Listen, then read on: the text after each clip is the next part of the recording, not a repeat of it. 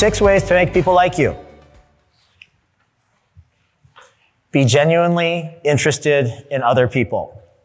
Curiosity. Start the conversation. Ask open-ended questions about them.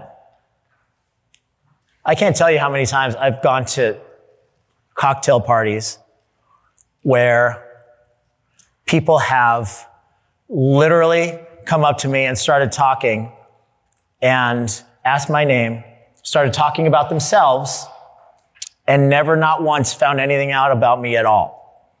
I mean, this just happened to me over Christmas break. We were with a couple that my sister and her husband are friends with. This guy owned, let's say, a chain of haircutting franchises. I won't say which one. And he was very proud of himself that he owned 6 of these haircutting franchises. I asked him what he did for a living, and he talked for the next 25 minutes about his haircutting franchises.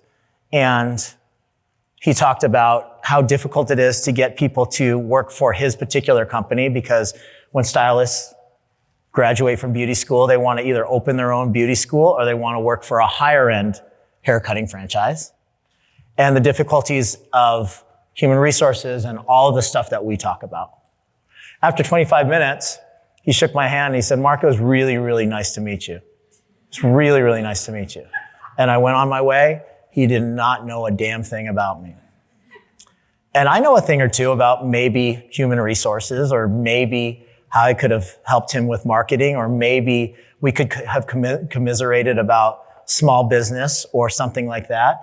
Imagine the missed opportunity. Not that I'm somebody great, but maybe, like, if he just would have been like, "Well, what is it that you do after 5 minutes instead of 25 minutes?"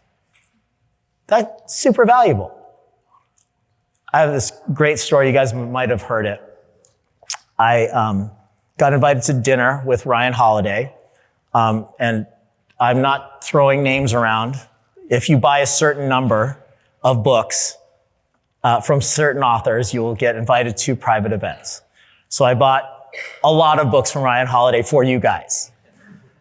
So I got invited to a dinner, a very, very intimate dinner. There's 12 of us. Flew out to Austin, Texas. He lives in this little town called Bastrop, Texas. So you Texans probably know this place. Did I pronounce that right? Bastrop? Yep, just outside of Austin. He owns a cute little bookstore. Got a tour of the bookstore. Had appetizers, some wine. Walked across the street to this really cool little restaurant. All picnic tables, just super chill. Very, very nice people. This was last year. And I'm sitting next to this guy, sitting across from Ryan, chatting about stuff. Sitting next to this guy that was like 6'7". Interesting guy. I asked Ryan a very specific question. I was like, "Hey, I see that you've spoken to the U.S. military, you've spoken at Harvard, you've spoken to professional teams, he spoke to the NFL Owners Symposium. So every single NFL owner was in this presentation that he gave. I was like, "What is that like? What is that like to speak in front of professional athletes and billionaires?" And he's like, "Everybody is just a person. And if you speak about the things that are interesting to them, you'll catch their attention. And universally, we're all humans and this guy next to me was chiming in. He's like, they're just people. You just got to treat them like people." And I was like trying to ignore this guy because I was focused in on Ryan Holiday. And I asked the question to Ryan Holiday, not to you, big fella. I want to talk to Ryan and I want his answer. And this guy was like chirping in my ear and he was very nice, but he was just adding to the conversation.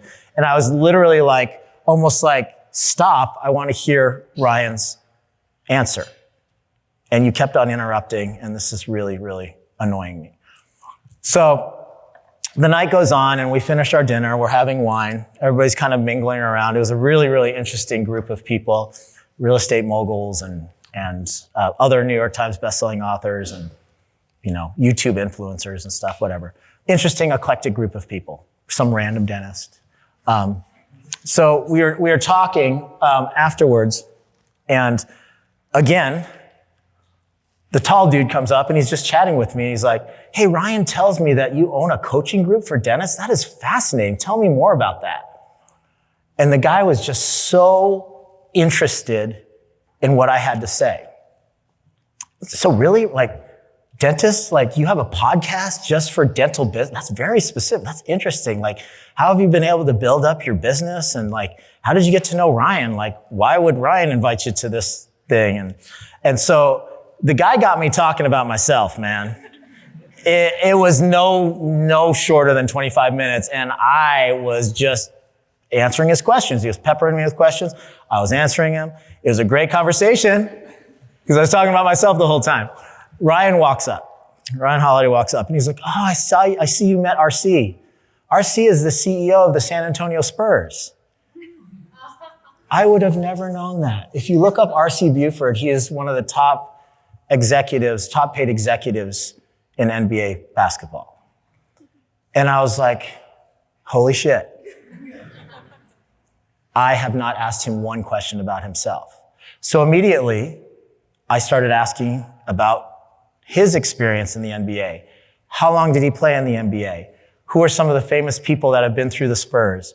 He told me this amazing story about Dennis Rodman and how Scottie Pippen and Michael Jordan really wanted Dennis Rodman, and he had Dennis Rodman at the time, and he's like, hell, you take Dennis Rodman. He's a pain in the ass. And it's just, these are great, amazing stories, and it just reminded me that, oh my gosh, I was so focused on telling my story that I wasn't curious about this person that I was talking to. This very, very important person. Now, that's an extreme example of what can happen, but anybody that you talk to, you can have a similar experience. They don't have to be an executive for the NBA. They don't have to be a CEO for an NBA team, but you can learn something if you are curious about every single person that you talk to. So become genuinely interested in other people. Number 2, this is directly from the book. Smile and know your physiology. I tell this story a lot. You guys have probably heard me talk about it. For most of my life, I mean, like until my mid-40s, I had this idea of what my half smile was. So like, I got a pretty serious RBF. I get it. But my half smile, what I felt in my physiology was my half smile. I'm not mad. I am just here and I'm half smiling. What I felt in my physiology was, hi, welcome in. This is my half smile. But my kids and my wife were like, Dad, why are you always pissed off? I'm like, what do you mean? This is my half smile. And my wife is like, go look at yourself in the mirror. So I put my half smile on. I walked into the bathroom and I'm like, oh shit, I look pissed. So I spent 45 years of my life not knowing my physiology and what my half smile felt like. My half smile really feels like I'm really putting it on now. And I look in the mirror and I'm like, that's a big smile. And I look in the mirror, I'm like, yeah, that's what I thought my half smile was supposed to look like. So I had to learn my own physiology. It's amazing how people don't understand what body language and facial subtleties do in a conversation and the way people feel about you and how approachable you are in a social setting. So smile more. Understand your physiology. I know this is going to be great because I know all of you are going to go home tonight in the hotel room and you're all going to be like, okay, here's my half smile. Oh shit, I need to work on that. So I want you guys to all understand your physiology. Okay. Remember that a person's name is the sweetest and most important sound in any language to them. Okay. I'm guilty. I'm notoriously bad with names. I'm doing still to this day. I have a number of different strategies and techniques. I meet thousands of people a year. It's very difficult, but within an enclosed setting, if you guys can come up with a strategy and a technique that works for you to remember somebody's name, say for instance in your small group of 9, it's a good place to start. When you meet somebody, try this today. I did this video probably 10 years ago on the 7-second case presentation. And when you're meeting somebody, I always do my best to shake their hand firm, not overly firm, but firm, look in their eyes, get their eye color, and say, Jane has blue eyes. Nice to meet you, Jane. What do you do for a living, Jane? Try to mention their name 3 times in that short conversation. And as you're parting, say, hey, it was great to meet you, Jane. Jane has blue eyes. That'll give you the opportunity to look into their eyes without being creepy and look away. You don't want to gaze and lose yourself in Jane's eyes, even though they might be beautiful. Get their eye color, glance away, smile. Huge, huge. I know this is so elementary, guys, but it's so key to be able to do this. Okay, be a good listener. Encourage people to talk about themselves. He beats this to death in this book, and I love it. Talk in terms of other people's interests. I don't even know why he made those 2 different points. It's the same thing, but you guys understand the point. Get people talking about themselves. Make sure people feel important and do it sincerely. Now, what he doesn't mention here is there's 3 points of similarity that will build rapport very, very quickly. So if this person is from Georgia, hey, I've been to Atlanta before. I love Georgia. I hate the Braves, but I love Georgia. And then you have 1 point in common. Oh, you like peach pie? That's crazy. I love peach pie. And then one other point of similarity.